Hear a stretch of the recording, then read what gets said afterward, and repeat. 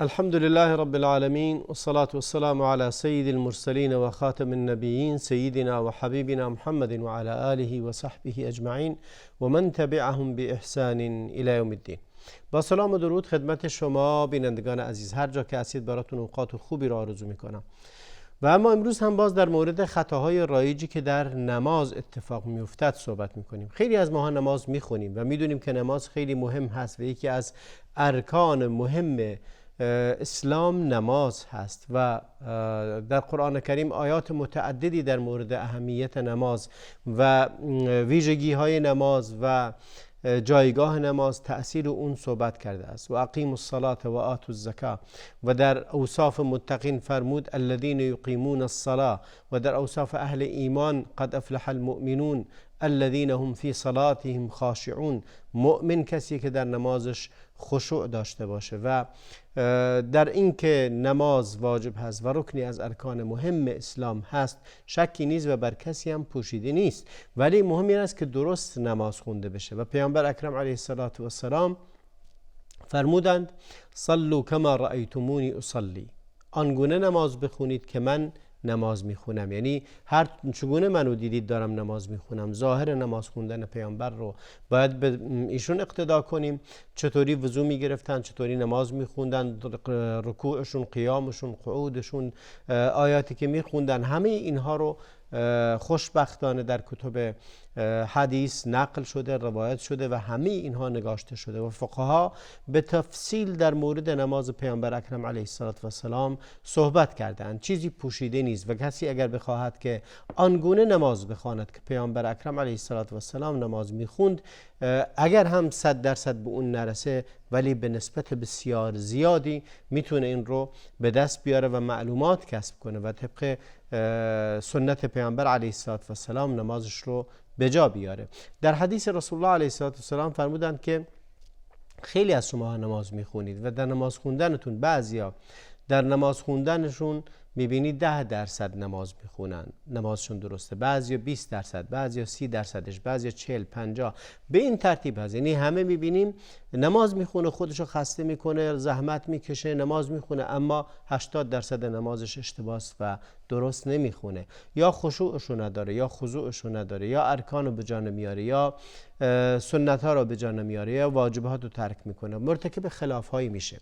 و بحث امروز ما هم در مورد همین هست که خطاهای رایجی که مردم ناآگاهانه مرتکب اون میشن یا بعضی هم آگاهانه فکر میکنن اون خطایی که دارن انجام میدن در واقع اون درسته. و اگر کسی مثل بنده به ایشون تذکر میده که این نمازی که داری میخونی اشتباه و سنت پیامبر این هست و این کارو بکنی، قابل قبول نیست براش، چون عادت کرده، عمری رو در این گذرانده که اون گونه نماز بخونه. الان وقتی بهش میگی درست خوندن نماز این هست که طبق سنت پیامبر باشه، انکار میکنه و حاضر نیست بپذیره و کل تلاش و زحمات و رنجی که داره میکشه و عبادتی که داره میکنه میبینی بخش زیاد اون مخالف با سنت پیامبر اکرم علیه السلام هست.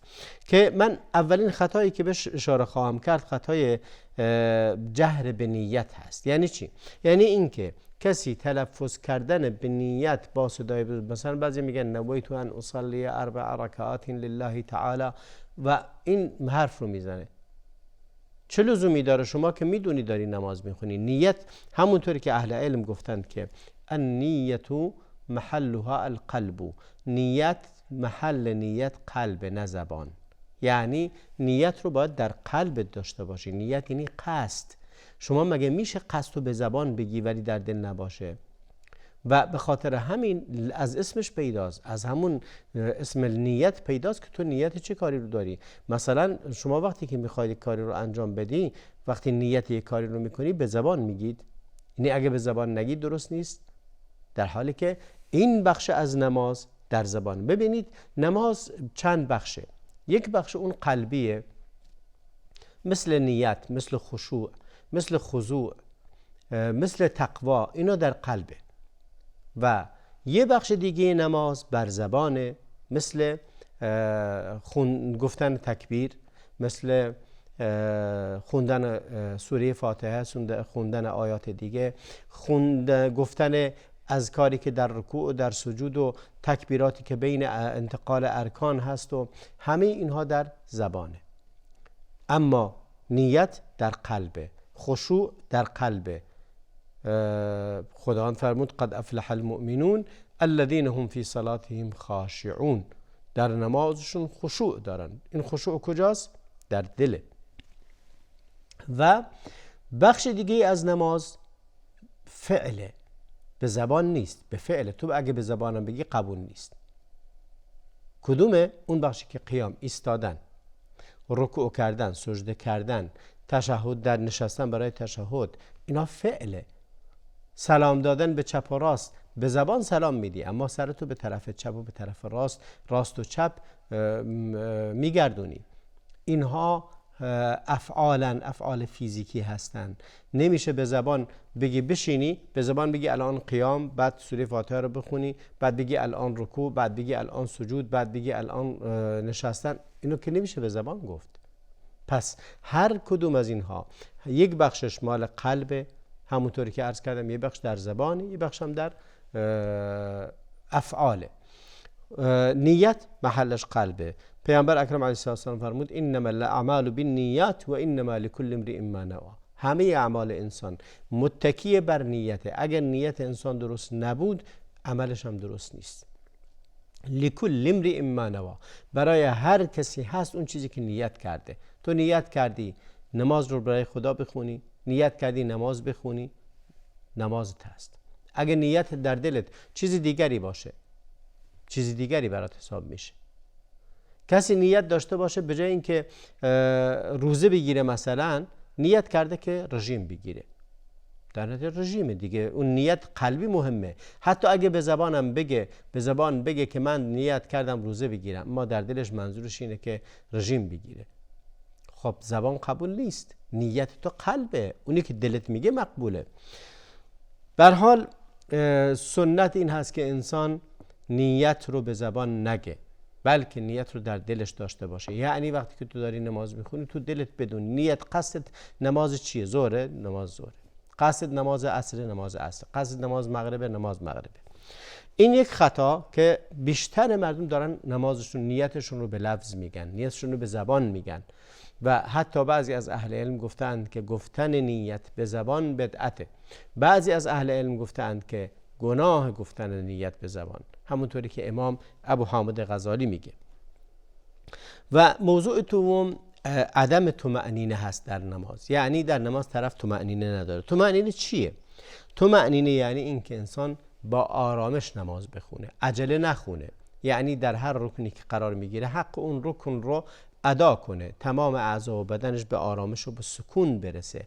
نه اینکه عجله هنوز سرش به سجده نرسیده سرش رو بلند کنه، هنوز رکوع تمام نکرده کامل به رکوع نایستاده زود بلند بشه. این بهش میگن عدم طمأنینه.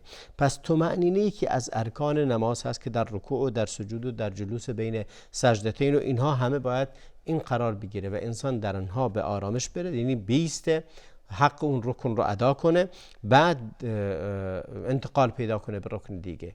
و اگه عدم طمأنینه امروز در خیلی ها زیاد میبینی. پیامبر اکرم علیه السلام بعضی رو تشبیه کرده است به کلاغ، گفته ینقرون نقرا، مثل اینکه یک کلاغی میاد نوکش رو به زمین میزنه دونه ای رو بچینه، یا پرنده ای که نوکش رو به زمین میچینه. تشبیه کرده به این که بعضیا دارن این گونه نماز میخونن، مثل اینکه داره دانه ای رو برمیداره، اینقدر سریع این کار رو انجام میده که منتقل میشه که حقش رو ادا نمیکنه. در حدیثی که در صحیح ابن ماجه اومده، در سنن صحیح سنن اومده، یه پیامبر داشت نماز میخوند، کان یصلی فلمح بمؤخر عینه الی رجل لا یقیم صلبه. به متوجه شد پیامبر اکرم که یه مرد داره نماز میخونه و اون مرد وقتی که رکوع میکنه پشتشو کاملا راست نمیکنه. مثلا رفته رکوع، وقتی میخواد که از رکوع سرشو بلند کنه هنوز کامل نیستاده میره سجود، هنوز کامل نیستاده، یعنی قیام کامل نکرده، برمیگرده میره سجود. و در سجود هم همچنین، در رکوع هم همچنین، یعنی در بقیه هم همین کار را تکرار داره میکنه. وقتی که نمازش رو خوند پیامبر اکرم علیه السلام فرمود یا معشر المسلمین، لا صلاة لمن لا يقیم صلبه فی الرکوع و السجود. فرمود ای مسلمانان، نماز نداره کسی که، یعنی نمازش قبول نیست کسی که در رکوع و در سجود پشتشو کامل راست نکنه.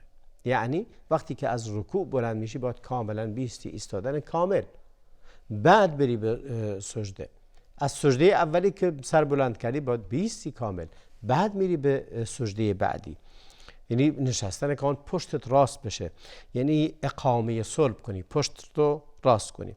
در صحیح جامع اومده از ابن عمر ان النبی صلی الله علیه وسلم قال، پیامبر فرمود لا تجزئ صلاة الرجل حتی یقیم ظهره فی الرکوع و السجود. در این حدیث هم باز همون معنی رو میده، میگه نمازش درست نیست، کافی نیست کسی که نماز میخونه تا زمانی که پشتش رو کاملا راست کنه در رکوع و در سجود.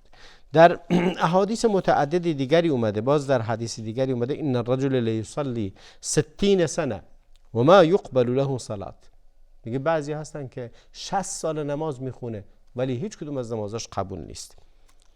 لعله یتم الرکوع ولا یتم السجود. علتش چیه؟ شاید رکوعش رو درست بکنه، انجام بده، اما سجدهش رو درست انجام نمیده. یا یتم السجود ولا یتم الرکوع، یا سجود رو درست انجام میده ولی رکوع انجام نمیده. پس یکی رو انجام نمیده و یکی رو ترک میکنه و این باعث میشه که نمازش قابل پذیرفتن نباشه و کافی نباشه. این نماز باید نمازی که ما میخوایم نمازیش باشه که کافی و درست و صحیح باشه.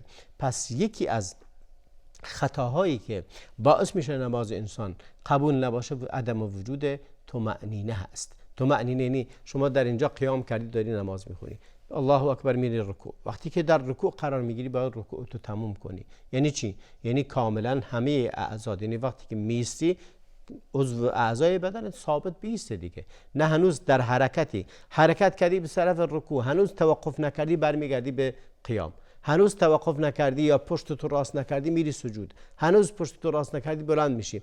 اینا باعث میشه نماز طمأنینه نداشته باشه و طمأنینه یکی از واجبات نماز هست. اگه کسی که طمأنینه رو ترک کنه نمازش باطله و نمازش درست نیست. و موضوع سومی که وجود داره یا مخالفت سومی که در نماز خیلی از مردمان مشاهده میشه این هست که وقتی که داره قرآن میخونه، وقتی که داره سوره فاتحه رو میخونه یا در اذکاری که میخونه یا در تشهدی که میخونه، جاهایی که باید زبانش کار کنه کار نمیکنه، به دل میخونه. یعنی میبینی لباش تکون نمیخوره، به زبان نمیخونه، لبشو بسته و با دلش داره سوره فاتحه رو میخونه، قرآن میخونه، تو دلش میخونه و این نماز رو باطل میکنه. این یکی از خطاهای بسیار خطرناک به خیلی هم، یعنی متاسفانه خیلی هم هستن که این کارو میکنن. یا لبش تکان نمیخوره، وقتی که لب یک انسان تکون نخوره یعنی حرف نمیزنه، یعنی تکلم نداره و در دلش داره میگذرونه. این بهش میگن حدیث نفس، یعنی بهش میگن که چیزی که تو دلت جریان پیدا میکنه و این قبول نیست. پس یکی از خطاهای رایجی که امروز مشاهده میکنید و خیلی فراوانه، زیادن انسان هایی که من دیدم نماز میخونن، مرتبم نمازاشون هستن، میان ولی متاسفانه زبونشون رو تکون نمیدن، یعنی به زبان نمیخوانند. منی که دارم ایشون رو مشاهده میکنم میبینم لباش تکون نمیخوره، یعنی نمیخونه به زبان. باید حتما به قرائت به زبانه. وقتی که مثلا میفرماید خب پیامبر اکرم میفرماید قرائت سوره فاتحه جزو رکنی از ارکان نمازه، یعنی باید قرائت باشه. قرائت یعنی اینکه به زبانت باید بخونی، باید صدا داشته باشی، با صدا باید بخونی، یعنی حداقل خودت بشنوی ولی مزاحم بغل دستیت هم نشی، یعنی اینقدر صدا تو بالا ببری فقط که خودت بشنوی، هم بغلیت نشنوه ولی در عین حال باید بخونی. میخونی الحمدلله رب العالمین الرحمن الرحیم مالک یوم الدین تا آخر سوره فاتحه. اما اونی که نمیخونه نمازش باطله. ببینید علما چه میگن؟ میگن در مورد قرائت، میگن القراءة لا بد ان تكون باللسان فاذا قرأ الانسان بقلبه فالصلاة في ذلك لا يجزئه. میگه اگر قرائت یعنی اینکه تو با زبان بخوانی. اگر با قلبت بخوانی، اگه کسی نمازش رو با دلش بخونه، تو دلش بخونه، یعنی سوره فاتحه رو تو دلش بخونه، سوره بعدی رو تو دلش بخونه، یا اذکار رو تو دلش بخونه، نمازش کافی نیست و درست نیست. و حتی اذکاری هم که میخونه لازم نیست. عرض کردم افعالی که در نماز انجام میدیم سه بخشه. یک بخشش افعال قلبیه مثل نیت و خشوع. یک دسته از افعال نماز زبانیه مانند قرائت سوره فاتحه و آیات دیگه و خواندن اذکاری که در رکوع و در سجود و در تشهد میخونی و خود تشهد، اینا به زبانه. یک بخش دیگری از اعمال نماز فعلیه، یعنی به فعل فیزیکی انجام میدیم، مثل ایستادن، رکوع کردن، سجده کردن، تشهد، نشستن برای تشهد، اینها همه فعله. پس هر سه بخشش باید باشه. اگه کسی به زبان قرآن نخونه توی نمازش، به دل بخونه، نمازش درست نیست. اگه کسی خشوع نداشته باشه، اجرش کمه. و هر چیزی در جای خودش مهمه و لابد که انسان حتما این چیزها رو رعایت کنه و الا خوندن تنها به نماز میشه حدیث نفس، اصلا قول نسبت داده نمیشه. یعنی شما آیا میتونید به یکی بگی فلانی حرفی رو زد در حالی که نزده، فقط تو دلش بوده؟ یا من اگه تو دلم چیزی باشه برم بیام نزد شما بشینم با شما بخوام حرفی بزنم، بعد بیام پیشتون بشینم اما ساکت بشینم و چیزایی تو دلم باشه، اون چیزا رو تو دلم مرور کنم گویا این که دارم به شما میگم، بعد بگم من رفتم به فلانی گفتم، آیا شما میپذیرید؟ نه. حتما خواهی گفت که نه خیر، حرفی رو به من نزده، نگفته ایشون. اونم میگه چرا گفتم ولی تو دلم گفتم. خب تو هم حتما جواب میدی، میگی تو دلت گفتی، به چه دردی میخوره؟ این بهش نمیگن گفتن، این بهش میگن حدیث نفس. این تو دلت هست، در نتیجه نمازت درست نیست. پس باید حتما قرائت قرآن رو، سوره فاتحه مخصوصا و اذکاری که در نماز هست رو همه رو باید به زبان بگید. باید به زبان بگید، باید لبتون تکون بخوره، باید زبانتون به کار بیفته، باید خودتون بشنوید ولی مزاحم بغل دستتون هم نشید و الا نمازتون درست نیست. این هم خطای سومی بود، خطای رایجی که در بین مسلمانان وجود داره. به انتهای برنامه امروز رسیدیم. تا برنامه دیگر همه شما را به خدای بزرگ میسپارم. صلی الله و بارک علی نبینا محمد و علی آله و صحبه اجمعین.